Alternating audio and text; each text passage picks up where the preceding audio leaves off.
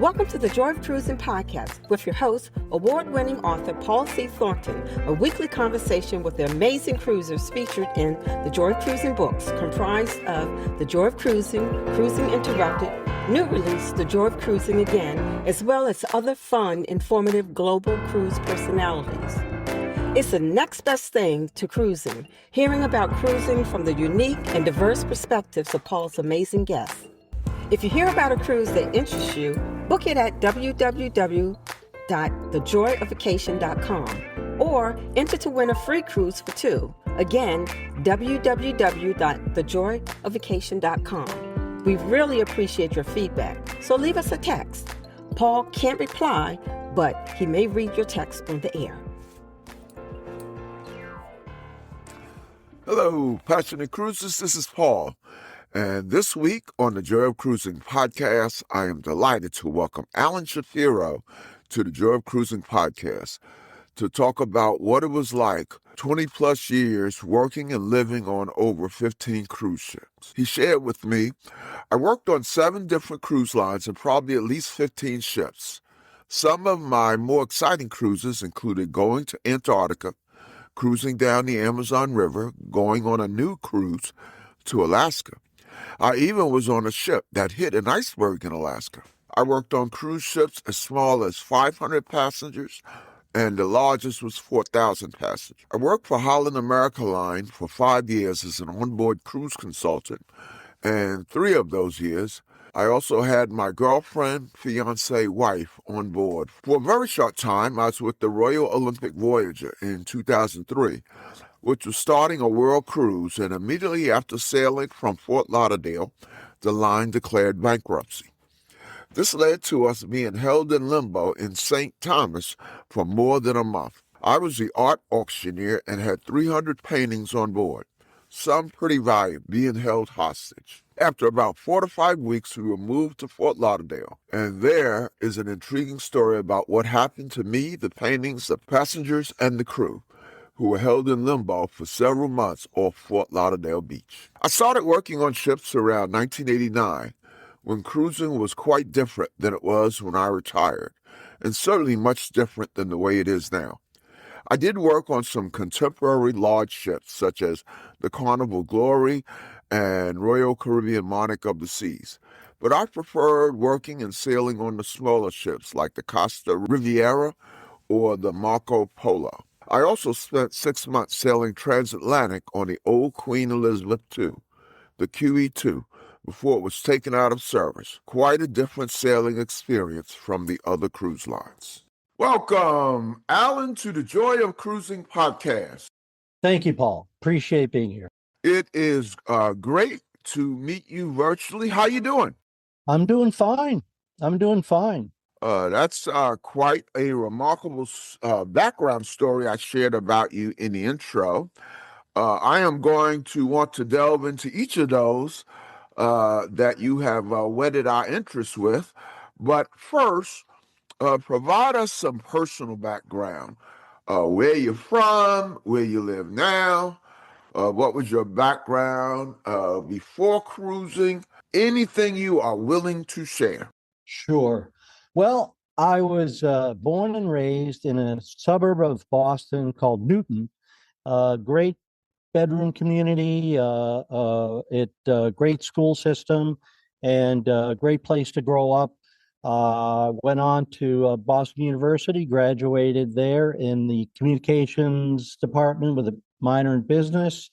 Went on into the corporate world a little bit, into advertising and a few other office type jobs. Wasn't thrilled with it, but that's kind of where I started. Then I actually moved to California, Los Angeles area for a couple of years, also in retail and business. I was in out there for a couple of years. Didn't quite like it. It was too far from home, so went back to Boston for a few years. And in the mid 80s or so, I decided to move all the way down to South Florida, to the Fort Lauderdale area. Mm-hmm. And I was there for about 20 years. That was during the time I was doing the cruising, working on the ships. And 2007 or so, I moved over here where I live now and have lived since in the Tampa area of Florida. Do you still cruise today? What was your last cruise? Actually, my last cruise was my last cruise that I worked, which was about almost 15 years ago. And it's not there's no great story behind that. It's just after 20 years on ships, and when we came retired in 2011, my wife got a full-time job with a large bank, and has been there ever since. And we just, not that we haven't had the time, but it's just we decided to wait until we both retired, till we did more cruising. We've done on land vacations and some stay vacations, and I go back to Boston every few years to visit friends and family. But otherwise, I actually no. And it's funny because we only live about 20 minutes from Port of Tampa, which is that's why we moved here. And it would be very easy just to jump on a ship, but we just haven't done it. And it's been a while. You know, it's interesting, and I'm not saying that you fall into the same category, but I have had conversations with a number of people who were very involved with the cruising industry, but once they got out, have not cruised. I had a guest on who he was the designer of the majority of, or really all of the Carnival ships, probably up until 2011. And then he moved over to Costa, which was owned by Carnival, Yes. and was their lead designer till 2014. And then he retired.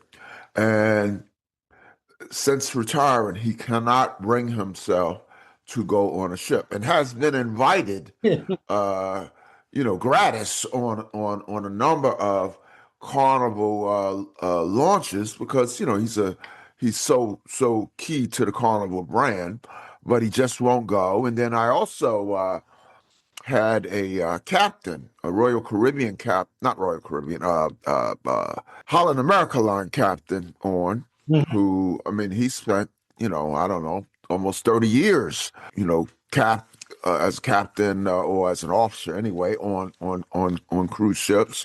And since retiring, similarly, he has not gone, although he does. Last time I talked to him, he did have an interest in trying his first river cruise. So I don't know. There's something, and it's not universal, but I have run into people who are very much involved with the cruising industry, and then once they leave the cruising industry for a variety of reasons, don't cruise. We'll be right back.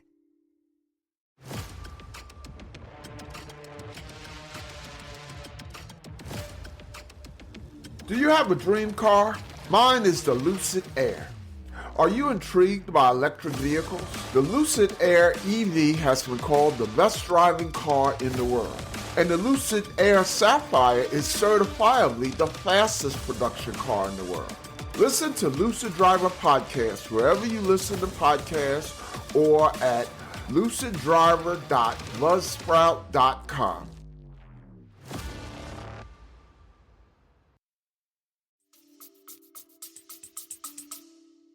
Interesting. I didn't know that. I thought, Yeah. Most people who were in the industry or have retired still like to cruise, and I still want to cruise. As a matter of fact, a river cruise would be my next. I never got to go on a river cruise, and I prefer smaller ships like that. But there's no. I can't point to a specific reason. Just life gets in the way sometimes when you I did so much cruising over 20 years that I didn't really feel the urge or the need. But it's been a while, and I would even consider going back as like a port lecturer or something in that realm, because I've been to Alaska so many times, or I've been through the canal so many times. I could almost see doing it at least part time, because the Yeah, yeah. you should consider that. I have interviewed or hosted quite a few who do lectures on ships. Yep. So let's go way back, Alan. Okay. Talk about your very first cruise. Oh, When, what ship, and what were your impressions? well, that's going back a ways, but I can remember it like it was yesterday. I was living, as I mentioned, I had moved to South Florida in the Fort Lauderdale area, and I had gone down the Florida from the Boston area with the intentions, again, of opening a business and being successful. But Florida was so different than New England, Boston, that quite honestly, the business that I had opened was a retail business, didn't quite make it. So I was kind of out of a job. I was a little bit, let's say, down and out, and kind of looking for something new, something different. And I just happened to find it was an ad in a local newspaper, and I forget how it read, but it said something about cruise ships. Now, I'd never been on a cruise ship in my life before. I had never cruised. The only thing I knew about cruising was watching the TV show Love Boat, which Uh-huh. people interested in cruising back in the 70s and 80s. But so I remember meeting this guy down in Port Everglades, and it was like a Wednesday, and he owned a company which did videos on board a couple of Costa ships. And basically, I'll explain what I did in a minute. Let me explain how I got there. So basically, we talked for a while. And the main, I told him I really didn't have much experience in video. They still had the old video cameras, the one you put on your shoulder. I mean, they were old and bulky, and they probably have like 1 megapixel, where now your average camera phone has about 15 or 20, probably 10 times better quality than those old cameras. But that's all we had back then. Video cameras were just coming on the market for the average person to use, the average person to buy and to use. And that's the cameras we used. And he said to me, it was Wednesday or Tuesday. When he said, "Can you be on the ship leaves every Saturday out of Port Everglades? It's called the Costa Riviera. It does an east and west. Did an east and west, east 1 week, Western Caribbean the next week. 1 week cruises out of Port Canaveral. Port Everglades." And he said, "Can you be here Saturday and be on ready to go?" And like I said, I wasn't working. I was living with friends. I really didn't have any direction at that point, and it sounded just what the doctor ordered. So I said, "Sure, why not? I'm game, willing to try it. Never did anything like it before." And I got on the ship that Saturday. I came down with what he asked me. I actually went to a Salvation Army to get I had to need tuxedo. I needed formal clothes. I needed other, casual, cruise clothes, white pants, all these clothes I didn't have. So, and I didn't really have a lot of money at that time. So I remember going to Salvation Army or just to pick out the clothes that he said I would need, and packed a suitcase, got on the ship, and started from there. It was not a good start in that it was split up, where we were actually sharing space with the photographers who were from England. Now, the company I worked for and the photographers, both companies were kind of intertwined, but neither were actually part of Costa. Right.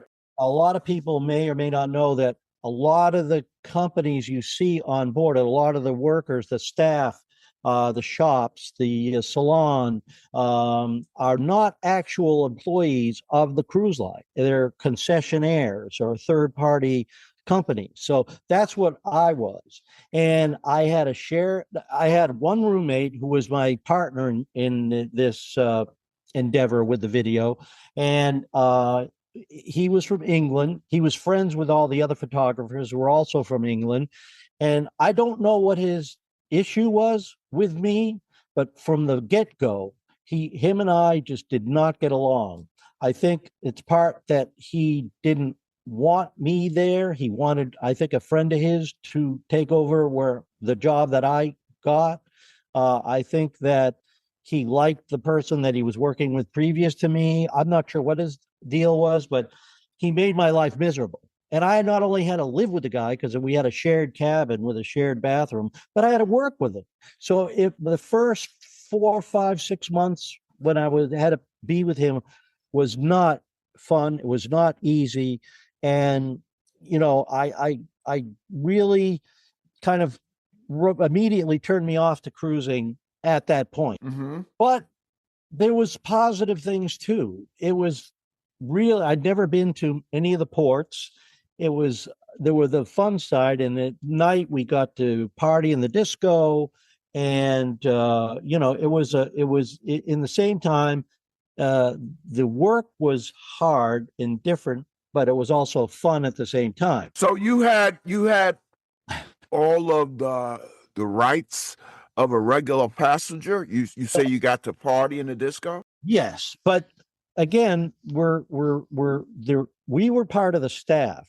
When you're on a ship, there's a kind of a hierarchy. You got the captain at the top, the officers below that. Below that, you've got the staff, which I was a part of, even though I didn't work for Costa. Being on the staff meant that we had certain privileges that the crew didn't have. The crew, which are the workers in the dining room or the bars or other the cabin stewards, people like that, they're not even really allowed above deck on the main deck unless they're working. They don't have some of the privileges that the staff had. So there's different levels of workers on board. This is true of all ships, not just on the ship I was on. I came to learn all this as time went on. So anyway, as I said, we like oil and water. We didn't get along. My job was basically to go around the ship and video all the pool games, all the activities, and what happened is we would set there was a pre-made video that was we would show on a little video screen above our office, which had music, and it was narrated, and it did a whole tour of the whole ship. It was a kind of a tour of the ship, about 15 minutes. Then we would add to that some personal videotape of people that would do the tan contest or the pool games or the any of the activities that went on. They had activities in the showroom. They had a musical chair type of thing called the hat game. They had different things with the cruise director and assistant cruise director, usually emceeing it. And, people would like to have video of that, to bring home. Or what we did was we'd send all the master videos to our office every Saturday, and they would edit them down to the people who purchased them. So on that first experience, did you have time to even think about, were you anxious about getting sick or anything like that? No, not at all. I did later on in my cruise career. I got the neurovirus once, but I'm not sure what you mean by getting sick. I Seasick. Never got seasick. I went through some really rough seas, especially going from Ushuaia over to the Antarctica, but never got seasick on any ship I ever worked on. I was lucky. I didn't know until I started that if I would ever get seasick or not, but I was pretty lucky, even when other people were getting seasick, because we went through some rough seas in different areas of the world. But I was lucky, never got seasick. Okay, so your first cruise was really your entree into the cruising industry. So you had a job from that point on. Yes, however, again, the Costa Riviera was my first ship, and it was the good and the bad. And after a few months, 4, 5, 6 months, my roommate and my coworker left, and I got new people on as my coworker and roommate, and they were 100 times better, nicer people, nicer guys. They were all guys, and they were younger than me, and they didn't have much experience or any experience, and so I was now the teacher instead of the student. And so because even with my first roommate really not helping me much at all to learn the job, or learn about ships at all, I managed to, with other made friends, and managed to at least get along until he left. But I, from there, from Costa, went on to Royal Caribbean, where I was an employee of the cruise line, and I worked on two of their ships, and I did that until 92, 93. And I was on a vacation, because normally when you work on a ship, you get you're on a contract. It can last anywhere from 4 months to a year, and then you usually get maybe a month off, a month or two vacation, and then if you want, you can sign back up again, and go continue your career on with either the same job or maybe a different job. But the day before I was supposed to go back on Royal Caribbean, after I finished in 93, I was in a car accident, and I had the choice, but I was in a hospital, and I decided to leave temporarily the cruise career. Now, that temporary turned into quite a few years, which was not part of my plan. Um, I, I had the experience now, so I assumed it would not be that hard to get back into the cruise career after I was on 3 ships and worked on 2 cruise lines, actually for one cruise line and then one, concessionaire on Costa. But I found it very difficult at that time to get back on a ship. Even though I had the experience, it was, it took me years, almost 7 or 8 years before I finally got back on ships. Talk about the progression from Costa to Royal. What Royal ships and what did you do on Okay. Royal? And then you could tell us why it took so long to get back on Okay. Royal. Well, I was on Costa about a year, maybe a year and a half. And it was a job, quite honestly, that was fun towards the end, and after my first roommate and workmate left. But I liked it, but quite honestly, I wasn't making any money at that time. It was like I said, they were just the video cameras were coming on the market. Most people that could afford to go on a cruise could also afford to buy a video camera. So consequently, we did not sell many videos, and my pay was based on commission on selling those videos. And as the time went on, we were selling less and less videos. It was a kind of I had a base pay. It was very small, but it just wasn't working out for me. So I decided to spread out and see what else was out there. Fortunately, I was hired immediately by Royal Caribbean. To do what? Because I had the experience with the video, they hired me on a brand new ship, which was totally different than the Costa ship, which was built like in the early 60s. This ship was built around 1990, 91. Do you remember what the ship was? Absolutely. There was the Royal Caribbean Nordic Empress, which they then turned into the Empress of the Seas. Okay. refitted it, but they named all their ships something of the sea. So they kept that ship. I don't think they have it any longer, but they kept it in. It was the Nordic Empress, brand new ship. They had TVs in every room. I had my own cabin. I actually worked for the cruise line. My title was video programmer, but I Uh-huh. was part of the cruise staff. I did actually work directly for Royal Caribbean out of Miami. We did 3 and 4 day cruises on the Nordic Empress out of Miami to the Bahamas and back, basically to the private island and back, Coco Cay. And I was video programmer, which was basically just putting, we had like 2 channels on the TVs in the cabins. It was very rudimentary back then. And we also showed movies. And my job was to get up every 2 hours and put a video in a video recorder, which basically played all over the ship as far as movies. That's how, like I said, how kind of basic it was back then. Sounds like a pretty easy job. Well, I thought so until the cruise director, who was one of the few female cruise directors, who was a real taskmaster. Apparently, the guy who had the job before me was a real get up and go type guy, and he on his own went on and did all these extra activities.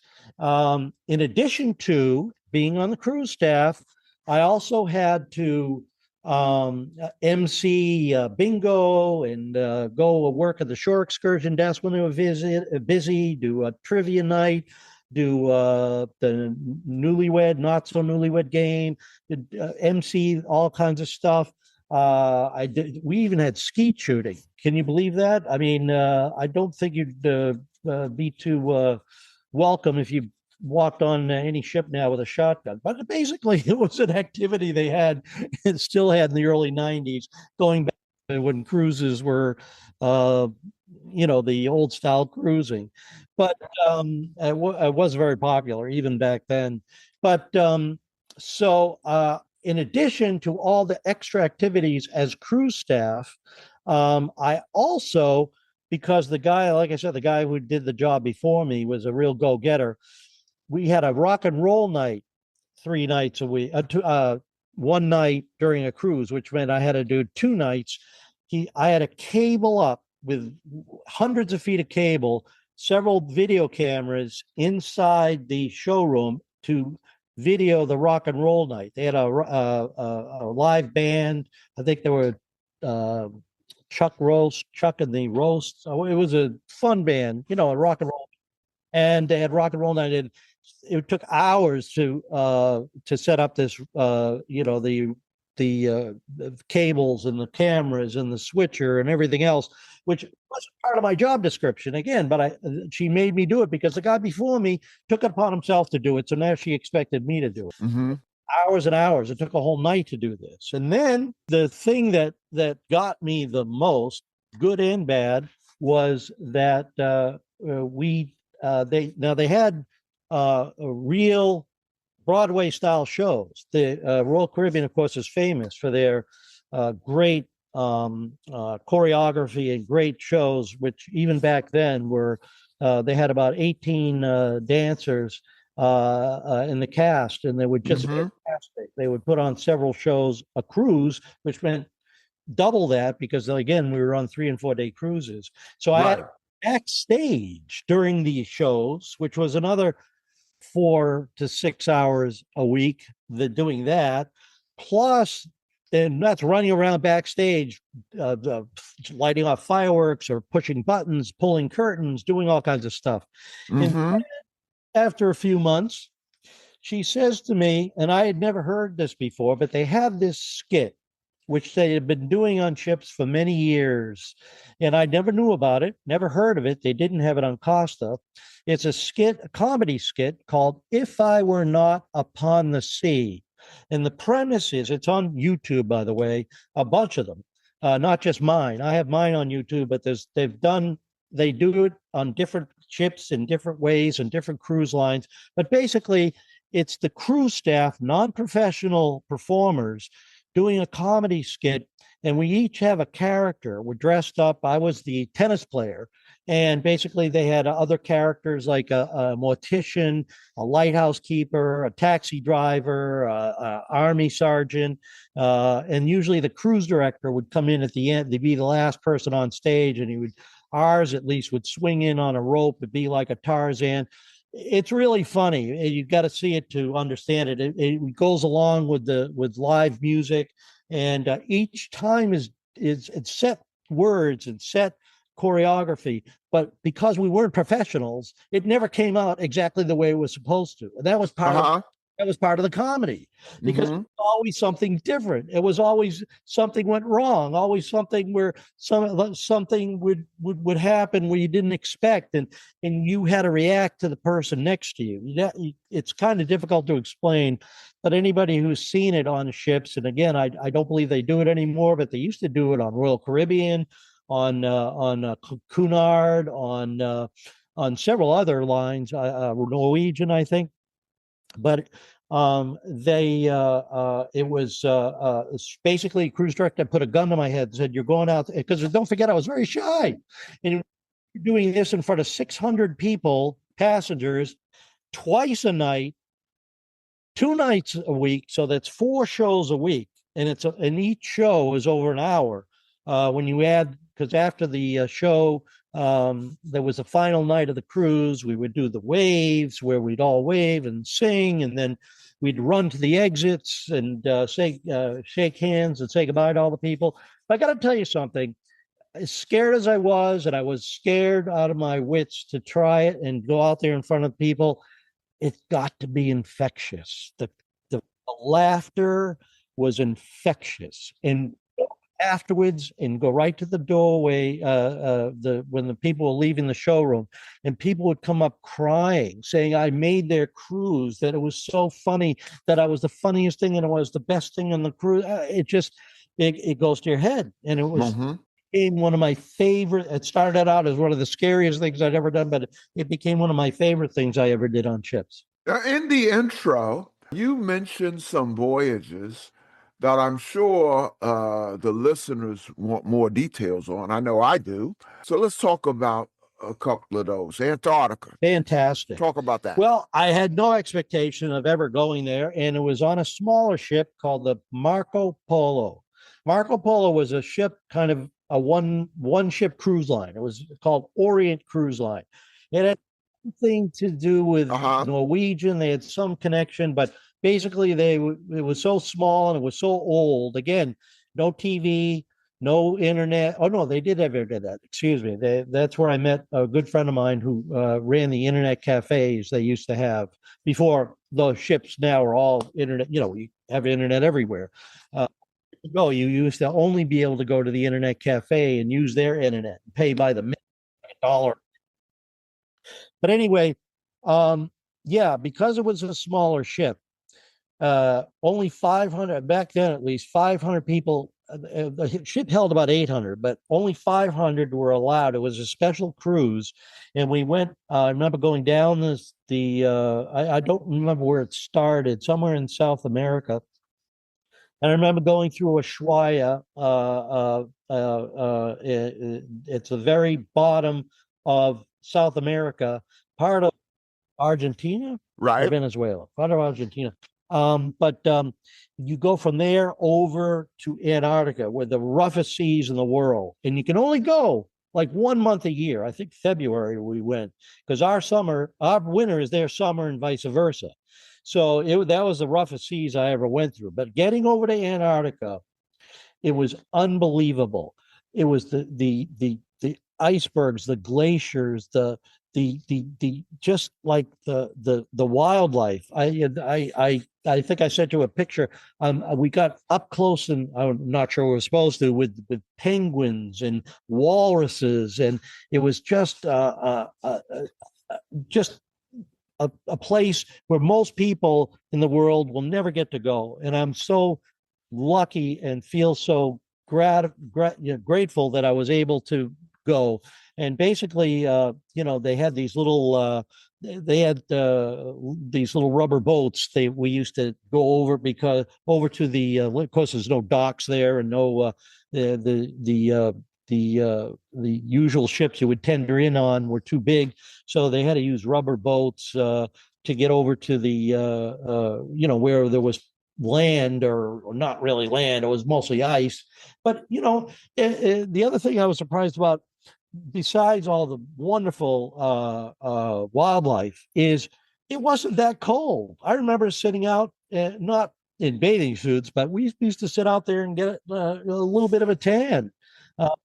Uh, it was actually not as cold as you would think it was, and we were at the bottom of the world. And I feel, because so few people get to go, it's such a great adventure. If anybody ever gets a chance to go, I totally recommend it. It's so few people have ever been, and it's such an adventure to go there. And even getting there is an adventure. Like I said, it's the roughest seas in the entire world. I think it's going over from Ushuaia, which is the bottom of South America, over to I don't know how far it is, but if I was ever going to get seasick, it would have been that ride over there. The Drake Shake.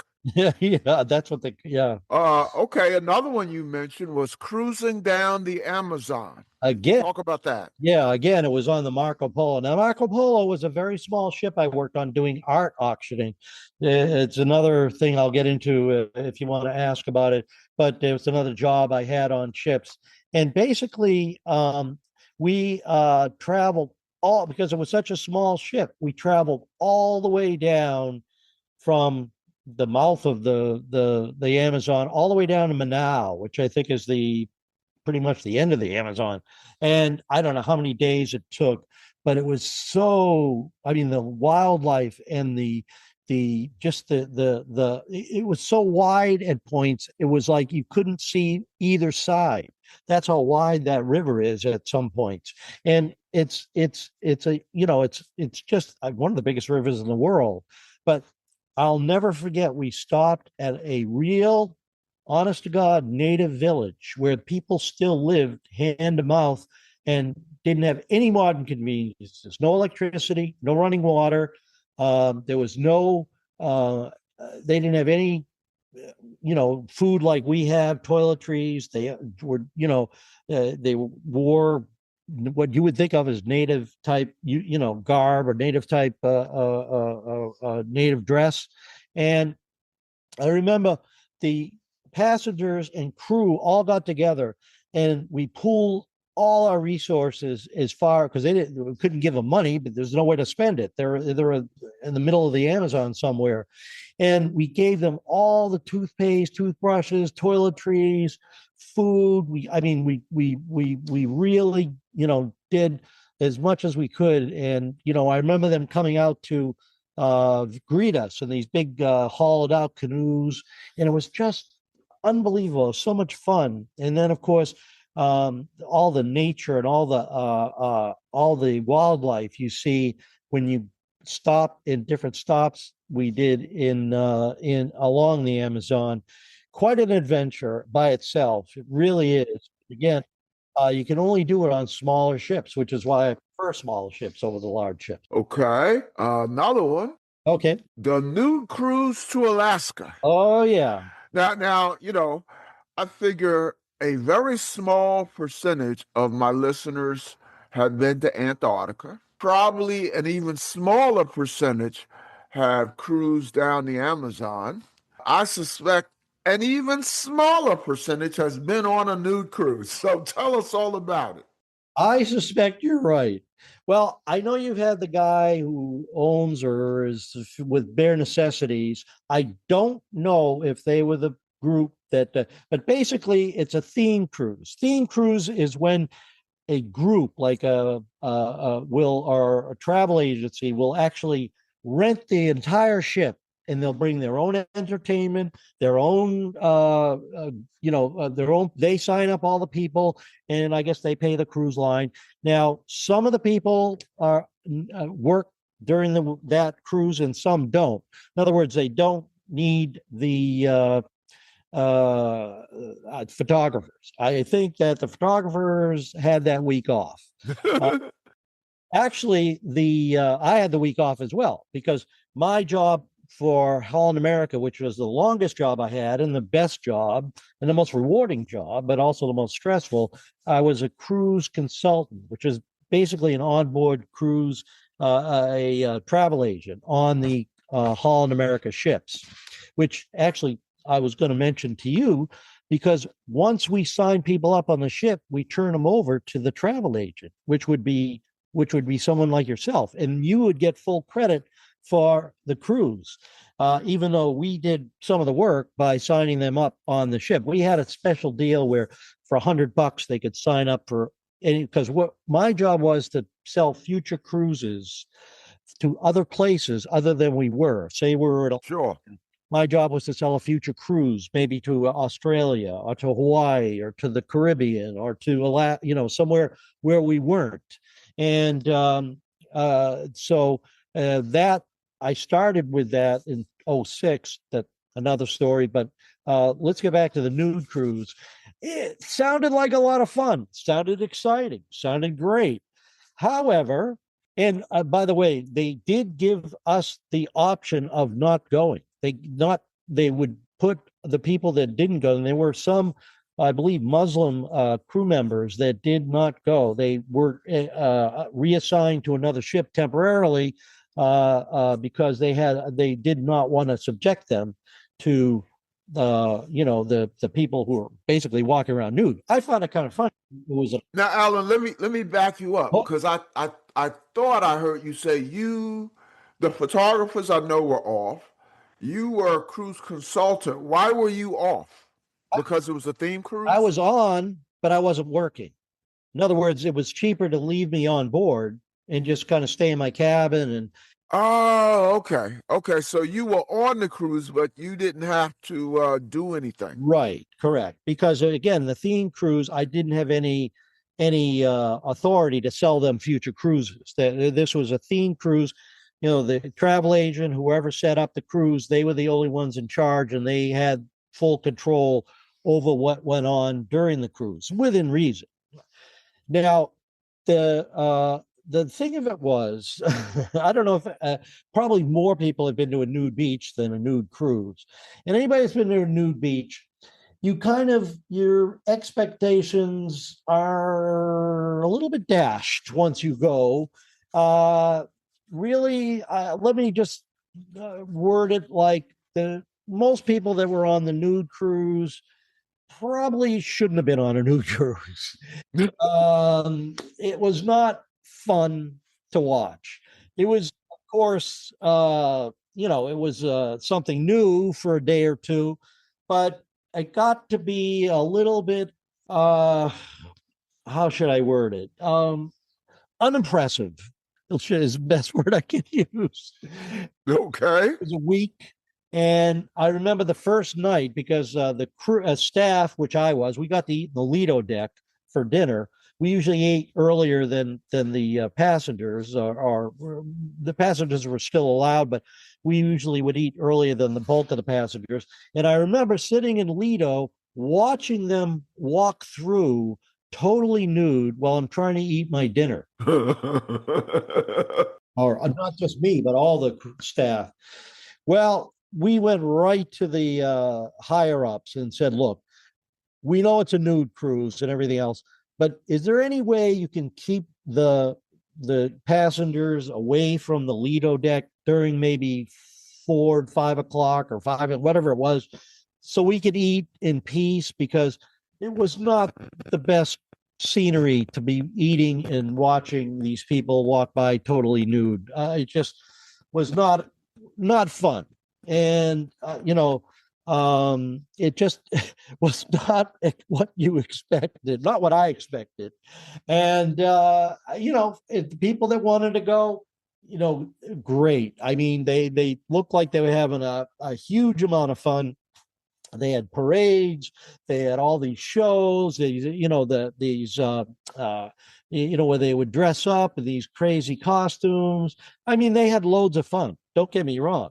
I got to sneak in, peek in a little bit on their shows and stuff, and they had a great time. And I'm sure that it's I something that I would not care to do again. If if I had to, I probably would, but it's certainly not something because we had the option too of leaving if we wanted to, but the ship for the cruise. But we said, no, this probably be fun. Let's try it out.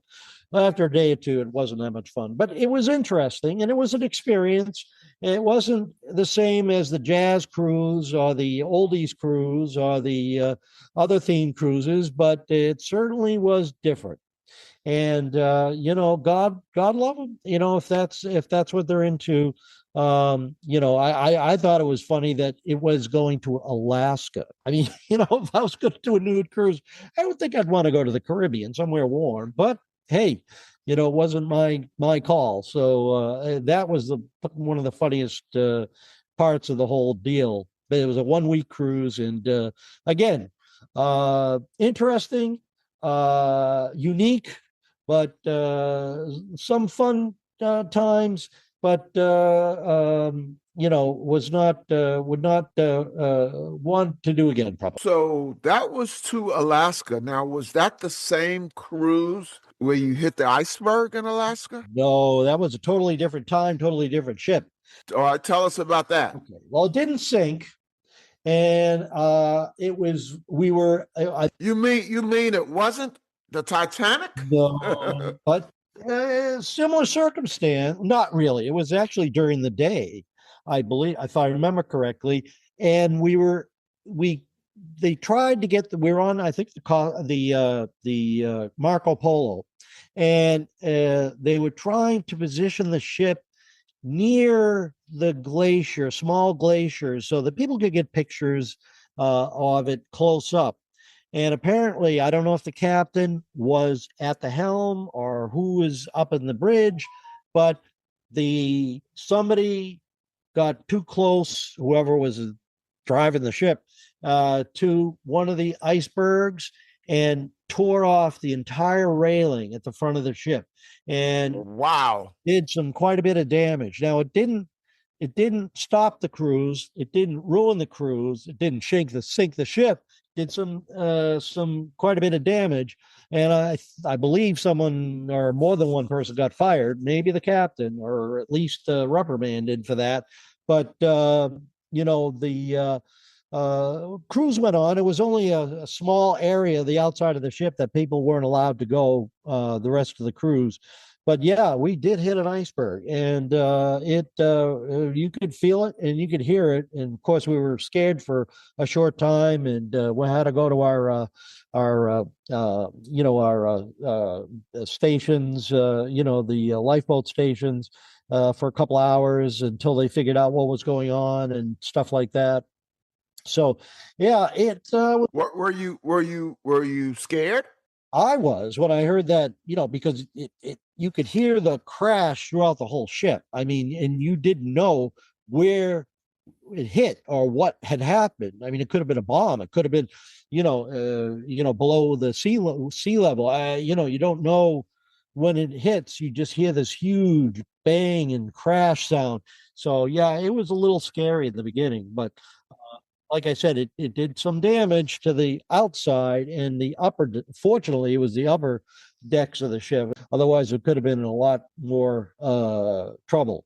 But in headline, similar to the Titanic, but not quite the outcome, not quite the same outcome. And I don't think they'll be doing any movie about that anytime soon. And then you did the transatlantic on QE, the original QE2. Talk about that. Oh boy. Well, the Marco Polo, I started it at about 2003. It was a smaller ship. Again, I mentioned Orient, part of Norwegian. And that was the first time I'd ever done art auctioning. And basically, that was something new to ships back then. And basically, Park West was the big player. And I believe they're still on some ships. Oh, they're still on every ship I'm on. Yeah. So they're now let me jump in, Alan. How did you get involved? Well, with art auction? this remember I mentioned that after Royal Caribbean that I went a number of years trying to get back on ships, and I could Oh, yes, that's right. That's right. finally, and it took years, and I finally got back. My next job was on Marco Polo as an art auctioneer. Again, I had no background in art, no background in auctioneering, same as I did in video. But sometimes they just need a warm body. So Why did it take so, were you hurt in the car accident? Why did it take so long to get back? I was out of commission for about a year. I wasn't. I hurt my back. I misplay. I tore my knee up. So I was out of commission for about a year or two before I could actually go back full speed or go back. And then after a couple of years off of the ships, that's when I started trying to get back on. And I thought with several years experience now be under my belt, I would have not much of a problem. So I would apply. And back then they still didn't have apply on internet. So I would send in physical resumes. Well, they called them resumes back then. They don't call them that anymore. They call them CVs now. But I would actually send them in by mail. I'd even bring them in physically because, again, I lived in Fort Lauderdale, a short ride down to Miami where a lot of the cruise lines are based. And I just kept at it.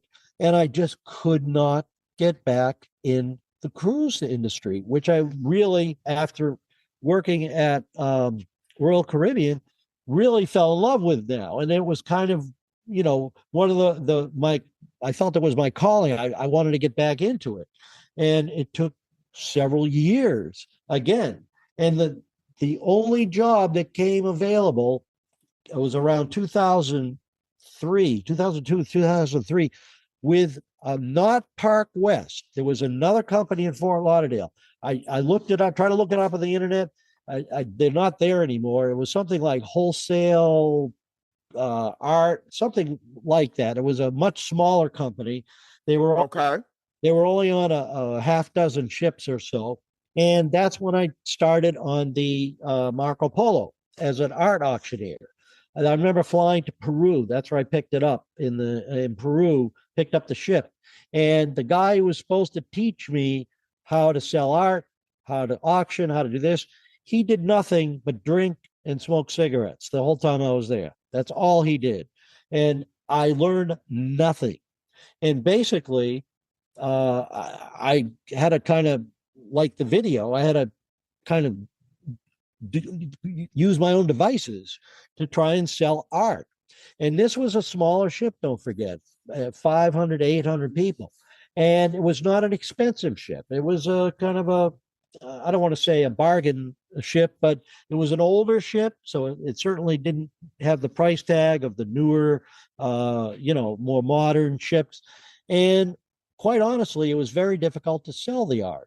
People did not go on a ship to buy art.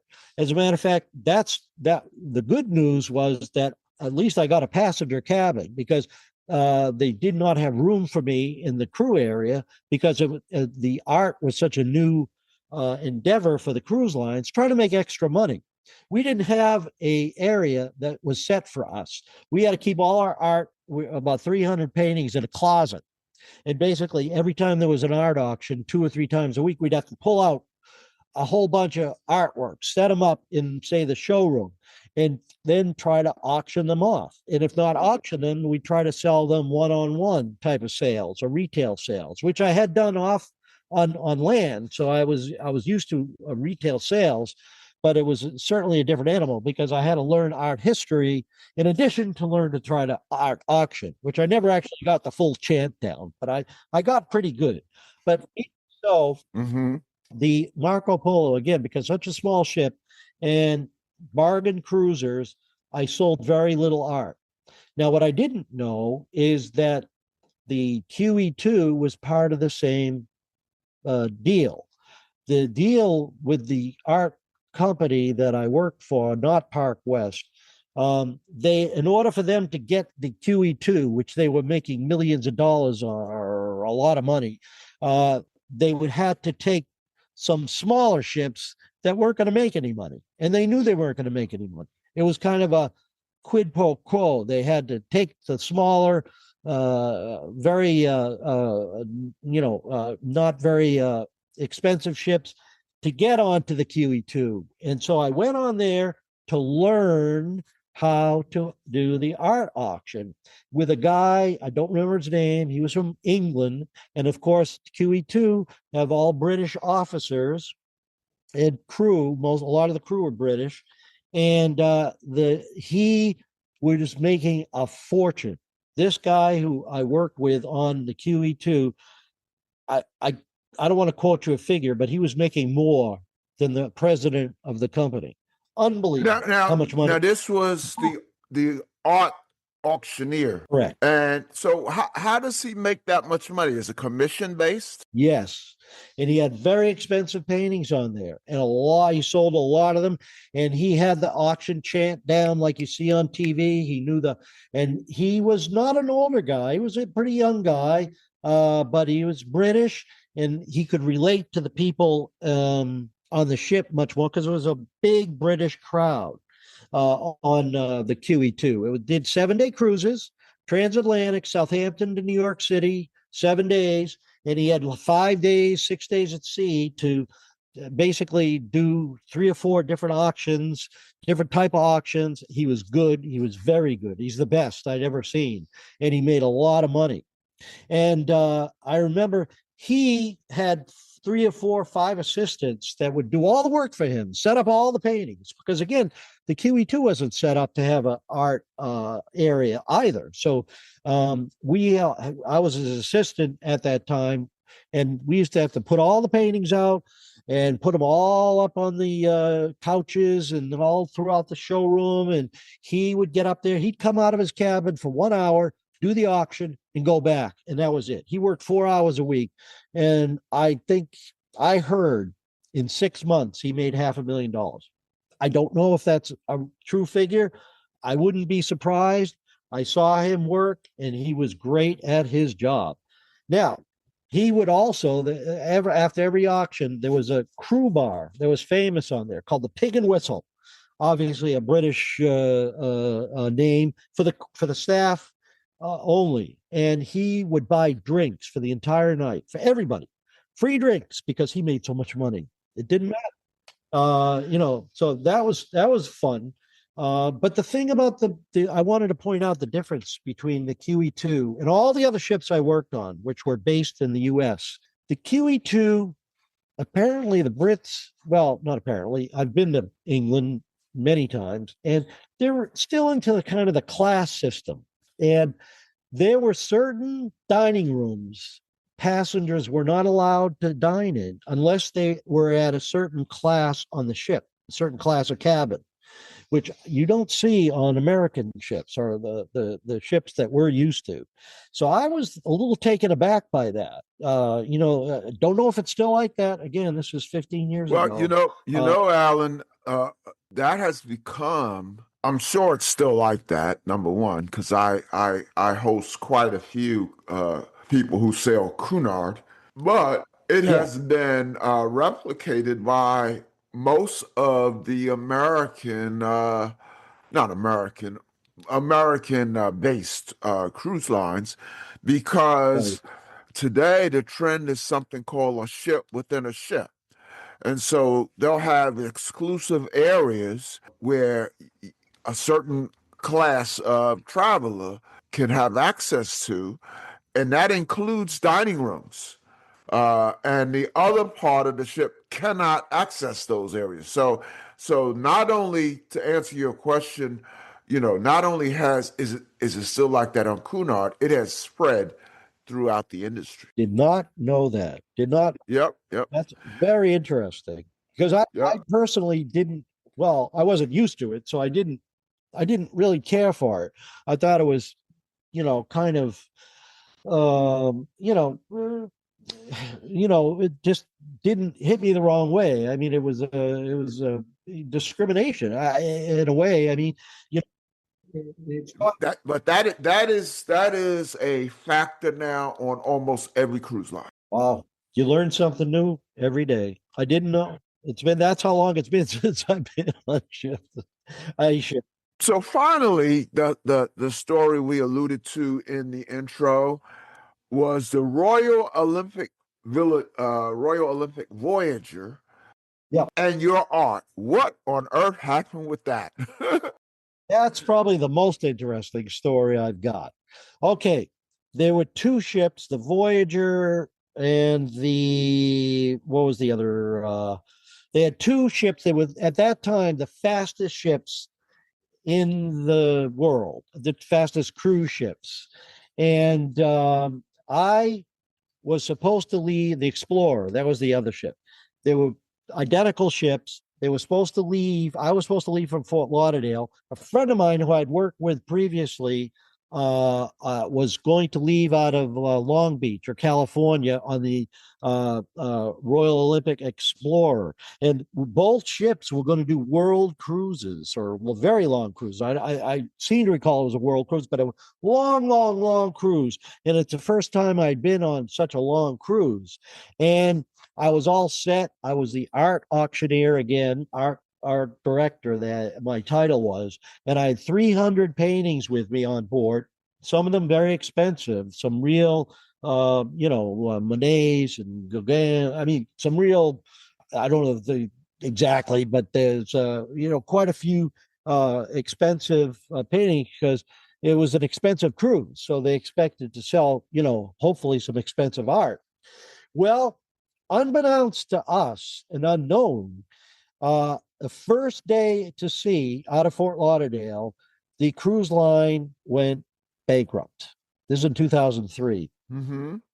Went bankrupt. And we were basically stuck. And what happened was they took the ship over to St. Thomas and we docked for a short time and then went out to anchor, and we weren't allowed off the ship at all. No one. And basically, now let me just jump in. Yeah. This was just crew at this point? No. The passengers and crew weren't allowed off? Oh, the passengers were, okay. But not the. Okay. Sorry. Now, it was full of passengers.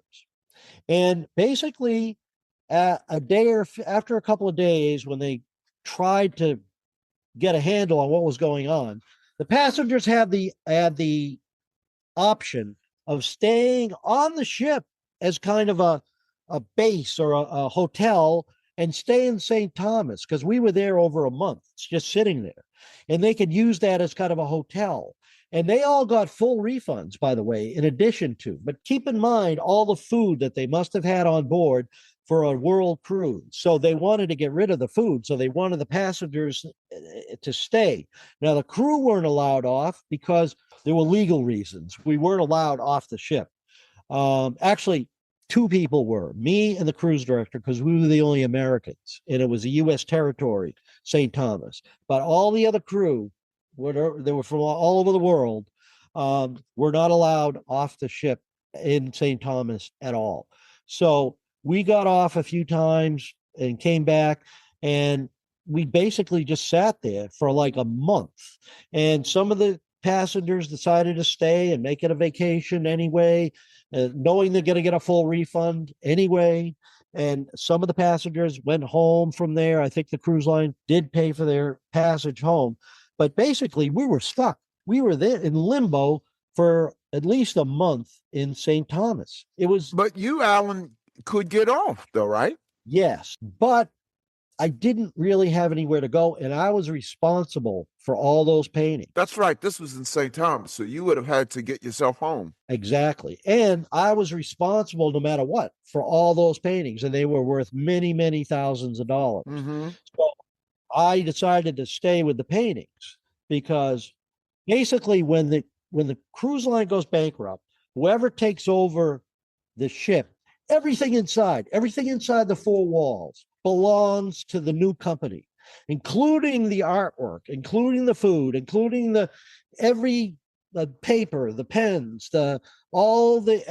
everything it's like, think of it as a capsule where everything inside now belongs to whatever company takes over after the bankruptcy. Okay. So those paintings were going to belong to someone else Wow. if I get them off the ship.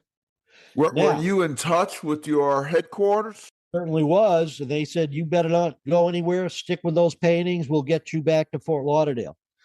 Or we'll get that. We'll get you to Fort Lauderdale. The ship is getting to Fort Lauderdale. When it does, we'll be there waiting before customs comes, because we have to get them off before customs gets there, because once they do, they're going to lock down the ship, and everything on board is going to be part of the interior. It's going to be basically the property of the new owner of the bankrupt, whatever, how it goes. Realities. I just know what I know from what I was told. So I sat on the ship for a month, not getting paid, in St. Thomas, just sitting there. We had plenty of food, and I got to go into St. Amalie and go shopping or exploring. But I had to go back to the ship at night, and it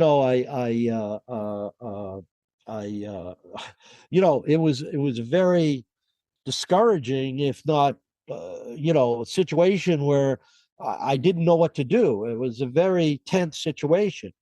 So my company did say that eventually it was coming back to Fort Lauderdale. So after about a month, the ship headed back to Fort Lauderdale.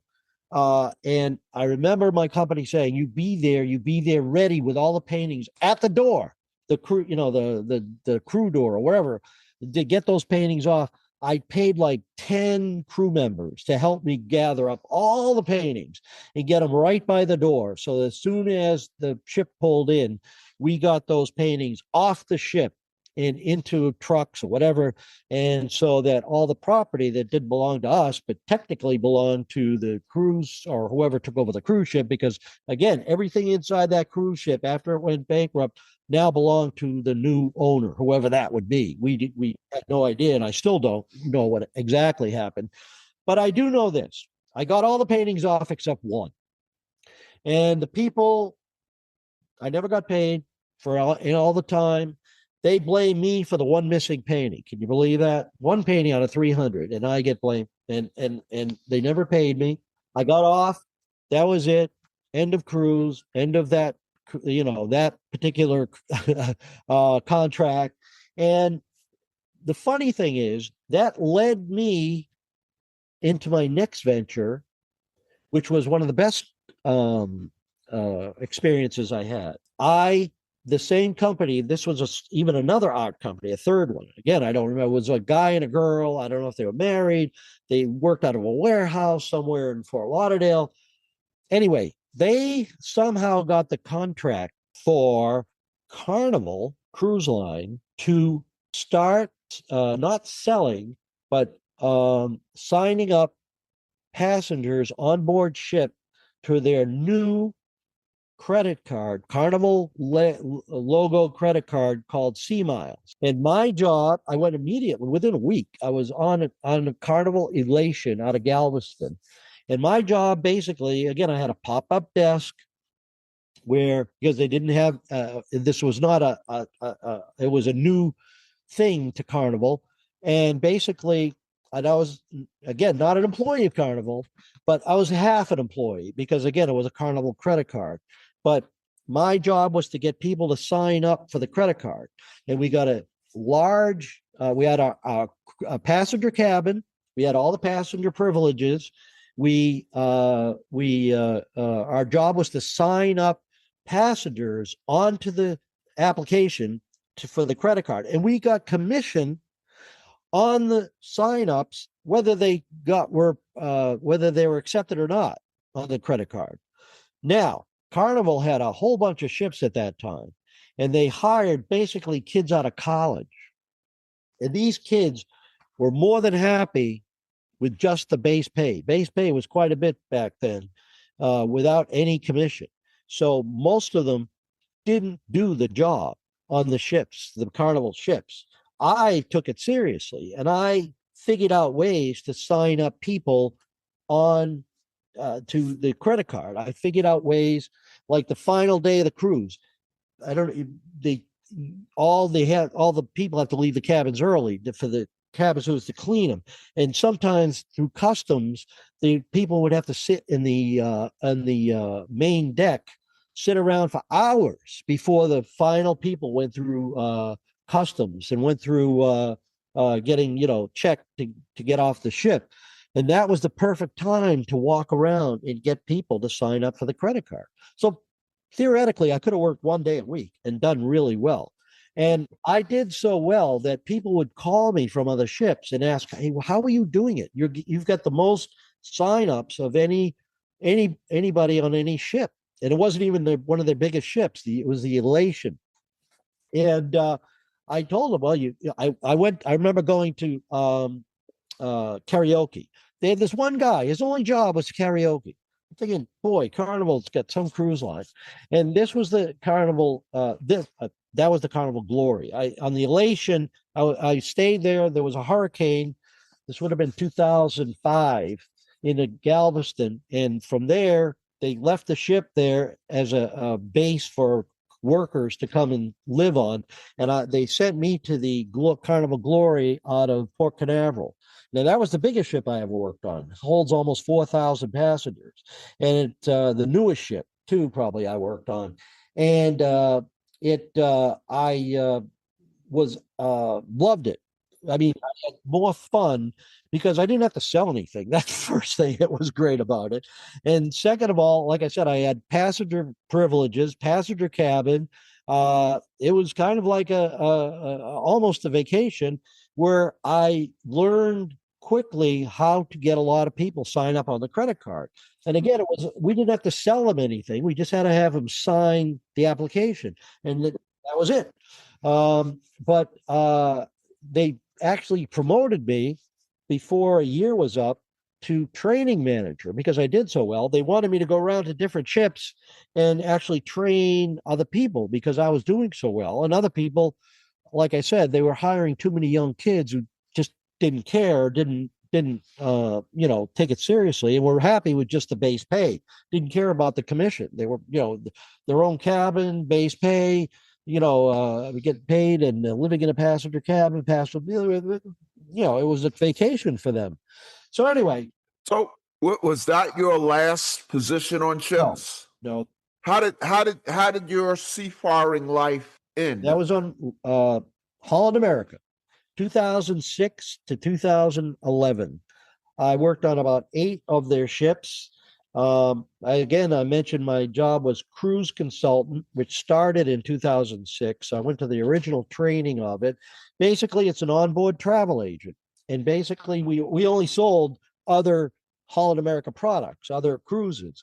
But our job was basically to sell future cruises to passengers that were already on the ship that we were on. So if I was in Alaska, which I was 3 summers in Alaska, we would try to sell them a cruise to New England or Australia or South America or Hawaii. This was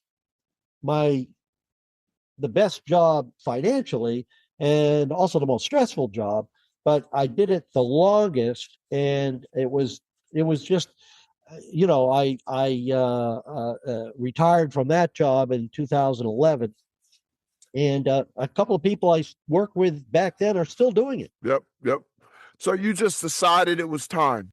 Basically, there was a few other reasons, but I decided after 20 years, not straight, but so many ships, so many cruises, that I wanted to kind of take it easy, retire.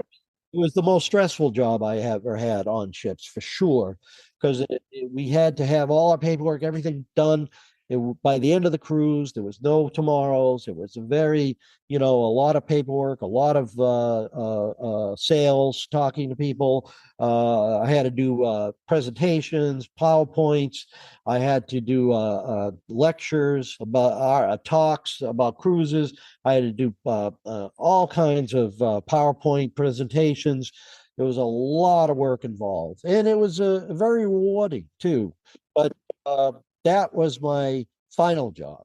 I think we covered most of them. I might have missed one or two, but that it you know it was quite a career. I got to admit. And one thing I wanted to say, two things. One thing, if I tell people the best time to do this job is when you're in either out of college or if you're not going to college, if you're a young kid, this is a great job to start to work on a ship. You get to travel, you get to meet thousands of people that work on the ship and passengers.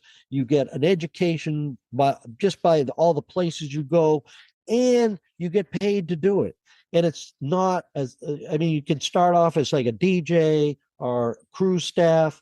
Most It's probably the easiest jobs to get are kids counselor if you have any babysitting experience, or even especially if you have any nursing background or things like that. But time to do it is when you're young, when you don't have you don't have kids, because when you sign a contract, you're gone for at least 4 months. You're not coming home. You Right. work 7 days a week on a ship. There's no weekends. There's no days off. There's no nights off. You work 7 days a week. That's why you don't see many Americans working on a ship. Quite honestly. Well, Alan, before we let you Okay. go, we usually ask our guests some light or fun cruise Okay. questions. So you're not on ships anymore, so this can apply to today. How do you spend your me time? Well, since I'm retired, I kind of like to just go with the flow. I do some volunteering at some pet shelters in the area and soup kitchens, things like that, especially during the holiday seasons. I like to go to the beach a lot. I have a lake right behind my home, which I have had a little boat, and I like to go fishing back there. And I just keep busy. The other thing I've really gotten into old movies and I started with Yellowstone, and same guy that did Yellowstone. I saw Taylor Sheridan does a bunch of other binge watching series that are most of them I saw on Paramount, but you can I think get them on some of the other channels.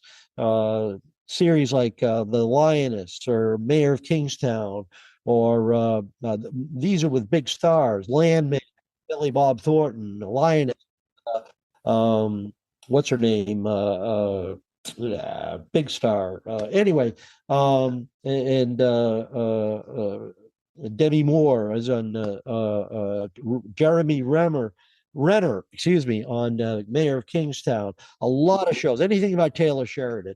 Look at for any of you people out there that like to binge watch TV.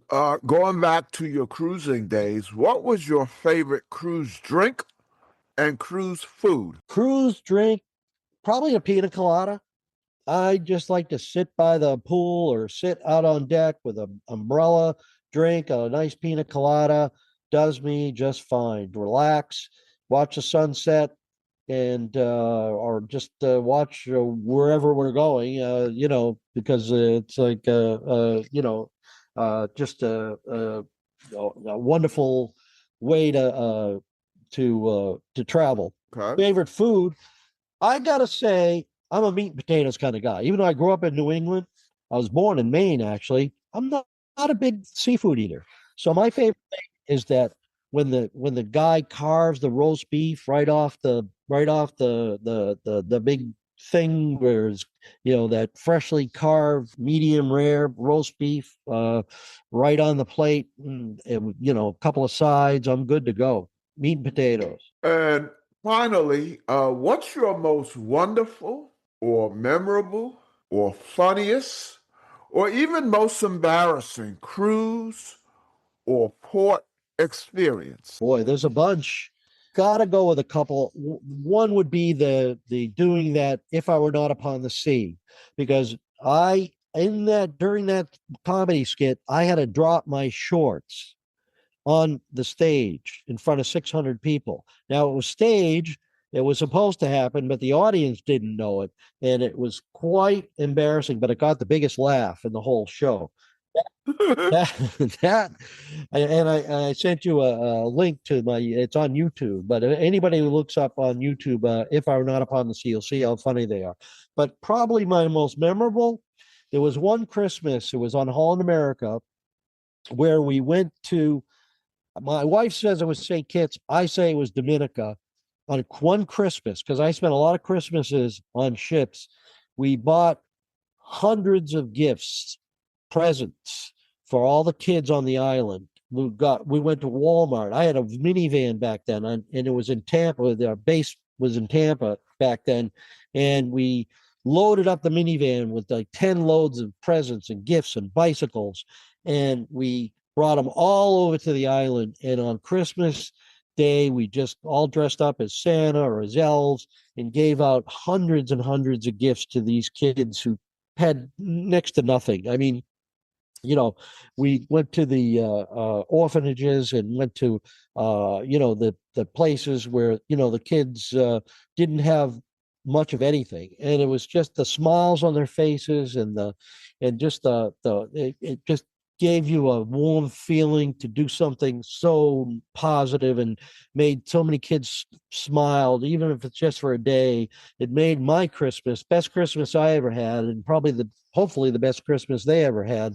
But yeah, that's got to be the most memorable experience I ever had on cruise. And I had a lot of experiences, but that's got to be up there with the most memorable, just heartwarming and something I'll never forget. And, just to do for other people, and the giving is really the true meaning for Christmas. And it was that day for sure. What a wonderful story. Alan, it has been great talking to you. Thank you so much for coming on the Joy of Cruising podcast. All the best to you and in your future endeavors. And as I like to say, we will see you on the ocean. Thanks. Bye. The Joy of Cruising and Cruising Interrupted, each $16.99 plus shipping, and new release, The Joy of Cruising Again for $18.99, can be ordered at the link on thejoyofcruisingpodcast.com. For each of the 3 books, use the discount code Joy of Cruising Podcast and get $4 off. The Joy of Cruising books are also available at Amazon. Order the ebook at Amazon or your favorite online retailer. Stay in touch by joining the Joy of Cruising Podcast Facebook group or following the Joy of Cruising Podcast on Instagram. We're constantly adding new shows. Please leave a review and tell a friend about us. We hope you enjoyed this brief escape to the ocean. See you next week.